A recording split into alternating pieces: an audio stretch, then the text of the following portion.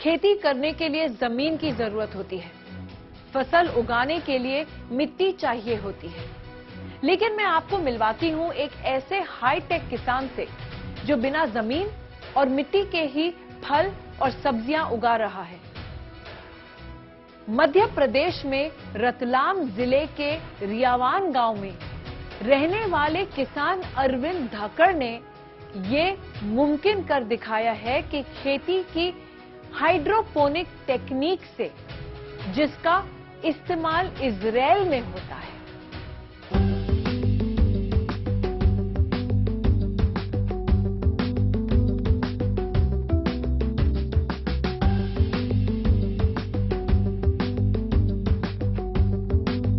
मेरा नाम अरविंद धाकड़ है। मैं गांव रियावन, तहसील पिपलोदा, जिला रतलाम, मध्य प्रदेश का रहने वाला हूं। और हम लोग काफी टाइम से, लगभग 2014 से हाइड्रोपोनिक खेती कर रहे हैं। हाइड्रोपोनिक खेती मतलब एक ऐसी टेक्निक है जिसमें पौधों को बिना मिट्टी के लगाया जाता है। आप ये जो मेरे पीछे सेटअप देख रहे हैं, इन सेटअप को हाइड्रोपोनिक टेक्निक बोला जाता है। और हमारे फार्म पे हम लोगों ने हाइड्रोपोनिक के कई पार्ट या कई इसके जो इक्विपमेंट होते हैं वो सारी चीजें हम लोगों ने यहाँ पे लगा रखी है। और इसमें हम लोग एक्सोटिक वेजिटेबल से लेके रेगुलर वेजिटेबल जैसे टमाटर, मिर्ची, धनिया, पालक, लेट्यूस, ब्रोकली, केल, ये सारी चीजें हम लोग यहाँ पे ग्रो करते हैं। और इसमें नियरेस्ट हमारे इंदौर सिटी है, यहाँ पे हम लोग इसकी मार्केटिंग करते हैं।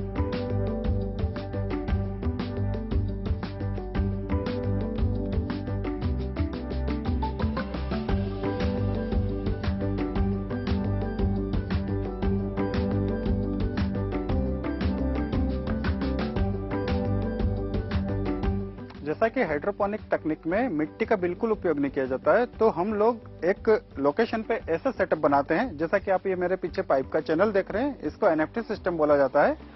इन सिस्टम के अंदर हम लोगों को पौधों को लगाना पड़ता है।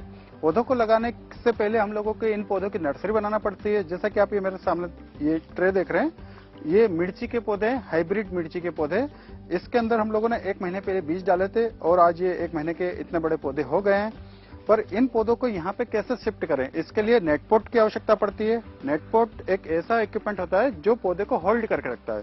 हम लोग इसमें से ट्रे में से धीरे से पौधा निकालते हैं और इस नेटपोट के अंदर ऐसा रख के मीडिया के तौर पे, मीडिया एक ऐसा चीज होती है जो पौधे को होल्ड करके रखती है, तो मीडिया के तौर पे हम लोग कोकोपीट का उपयोग करते हैं। ये कोकोपीट हम लोग इसमें चारों तरफ इसके भर देते हैं। इससे कोई न्यूट्रिशन नहीं मिलेगा, इस पौधों को कोकोपीट से कोई न्यूट्रिशन नहीं मिलेगा। न्यूट्रिशन सारा हम लोग पाइप में चलाएंगे पानी के साथ। खाली हमको इन पौधों को गिरे नहीं, ये बड़ा होगा तो टेढ़ा मेढ़ा नहीं हो, इसलिए ये मीडिया की आवश्यकता पड़ती है। जब ये पौधा बड़ा होगा तो इसकी सारी रूट इन छेदों से निकल जाएगी, इसलिए ये जाली वाला कप की आवश्यकता पड़ती है। इसको ऐसा लगाने के पश्चात हम लोगों को इसको पाइप के अंदर ऐसा रखना पड़ता है।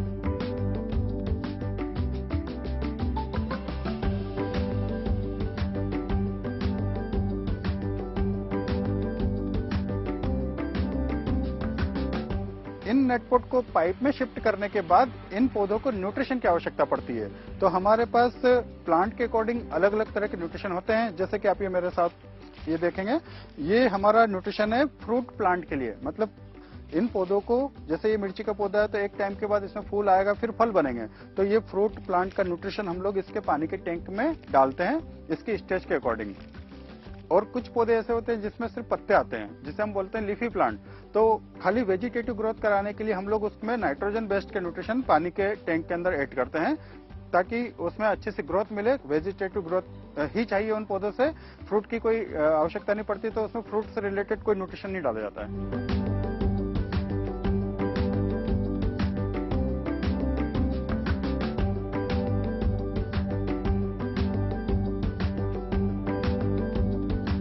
अंगूर की खेती हम लोग लगभग 25 साल से कर रहे हैं। और इसी सिलसिले में 2014-15 में हम लोगों का इजराइल जाने का मौका मिला। इजराइल में हमारा टारगेट या हमारा उद्देश्य यही था कि बागवानी फसलें इजराइल में कैसे होती है, क्योंकि वहाँ पे बहुत एडवांस टेक्निक का उपयोग करके कम पानी में खेती की जाती है। तो हम लोग उस उद्देश्य से 10 दिन के लिए इजराइल गए थे। वहाँ पे हम लोगों ने अंगूर के बगीचे या अदर जो भी हॉर्टिकल्चर क्रॉप्स होती है वो सारी विजिट करी।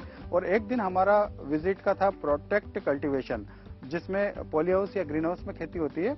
तो वो चीजें हम लोगों ने वहाँ देखी एक दिन के लिए, और उसमें हम लोगों ने हाइड्रोपोनिक टेक्निक से स्ट्रॉबेरी की खेती के ऊपर वहाँ पे कुछ लोगों ने लगा रखा था। उस कॉन्सेप्ट को वहाँ पे अच्छे से समझा, उन्होंने भी अच्छे डिटेल में हमको इस कॉन्सेप्ट को समझाया। तो इस टेक्निक की शुरुआत इजराइल से हुई है। हम लोग वहाँ पे गए और उस कॉन्सेप्ट को समझ के हमारे फार्म पे आके हम लोगों ने एक छोटी शुरुआत करी। सबसे पहले हम लोगों ने स्ट्रॉबेरी के 500-600 पौधे इन पाइप के अंदर लगाए। उस टाइम पे इंडिया में हाइड्रोपोनिक के ऊपर इतना नहीं था कि टेक्नोलॉजी कैसे होती है, जानकारी की बात करें तो हम लोगों को कोई बताने वाला नहीं था। बट हम लोगों ने हमारी तरफ से शुरुआत करी। हम लोगों ने पाइप की कटिंग करके 500-600 पौधे हमारे स्तर पे लगाए और वो इतना अच्छा सक्सेस रहा कि उस दिन से लगा के आज तक हम लोग हाइड्रोपोनिक टेक्निक के ऊपर काम कर रहे हैं और आने वाले टाइम में भी इसको बड़े स्तर पे लेके जाने वाले हैं।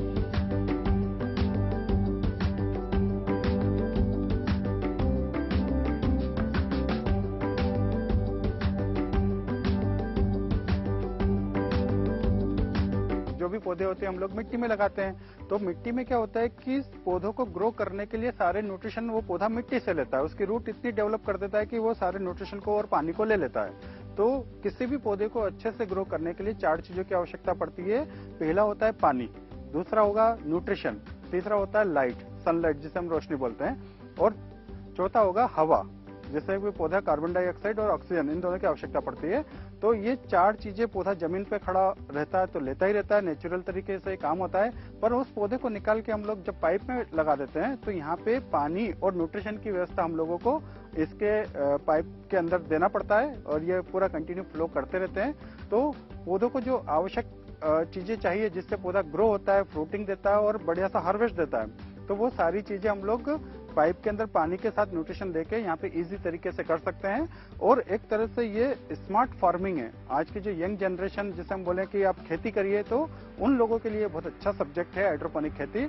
और अभी हम लोग देख रहे हैं जैसे सिटी के जो लोग होते हैं जो टेरेस गार्डन करते हैं, जो किचन गार्डन करते हैं, वो अपने छत के ऊपर ग्रो बैग या गमलों के अंदर मिट्टी भर के पौधे लगाते हैं। तो इससे वजन भी बढ़ता है। इस कॉन्सेप्ट में मिट्टी की बिल्कुल आवश्यकता नहीं, तो कम वजन में बहुत अच्छी तरीके से वो अपना किचन गार्डन या टेरेस गार्डन को आसानी से ग्रो मतलब एक डेवलपमेंट कर सकते हैं।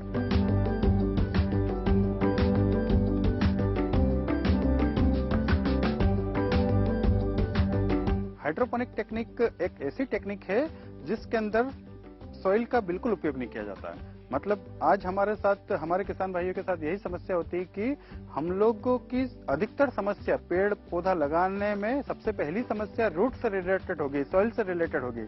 कई तरह के इन्फेक्शन है, कई तरह के बैक्टीरिया है जो जमीन के अंदर रहते हैं। इसके अलावा आज हमारी जमीन में हम लोगों ने बहुत सारा फर्टिलाइजर डाल के उसकी जो फर्टिलिटी है उसको हम लोगों ने कम कर दिया है। तो हम लोग कुछ पौधा बोते हैं तो वो अच्छे से प्रोडक्शन नहीं दे पाता है। तो उसी जमीन को हम लोग रिप्लेस कर दें और एक ऐसी टेक्निक का उपयोग करें जिसमें जमीन की आवश्यकता नहीं पड़े। तो ये जो समस्या है फंगस को लेके हुआ, डंपिंग को लेके हुआ या वीट को लेके हुआ, ये सारी समस्या यहाँ पे नहीं आती है।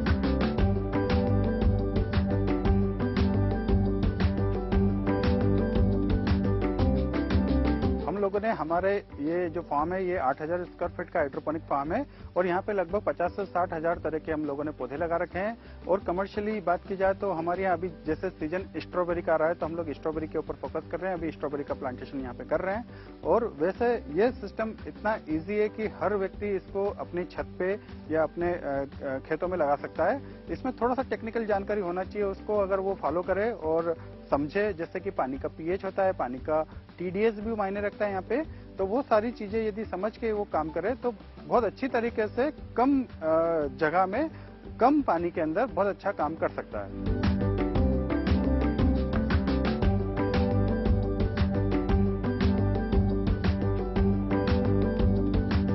आज बिना पेस्टिसाइड के सब्जियां भी कहाँ ग्रो हो रही है। आप जो सब्जियां खाते हैं वो बिना पेस्टिसाइड के ग्रो कर नहीं सकते। तो यदि आप इस टेक्निक का उपयोग करेंगे तो यहाँ पे आपको पेस्टिसाइड की आवश्यकता बिल्कुल भी नहीं पड़ेगी। इसको आप पूरा ऑर्गेनिक तरीके से ग्रो कर सकते हैं। यहाँ पे पूरा प्रोटेक्ट कल्टीवेशन में आप खेती करते हैं, मतलब ये ग्रीन हाउस बनाना पड़ेगा आपको। और इसके अंदर इंसेक्ट बहुत कम आते हैं और यदि आते भी हैं तो उनको हम लोग जैविक तरीके से कंट्रोल करके एक सेफ सब्जियां हम लोग हमारे घर के लिए ग्रो कर सकते हैं।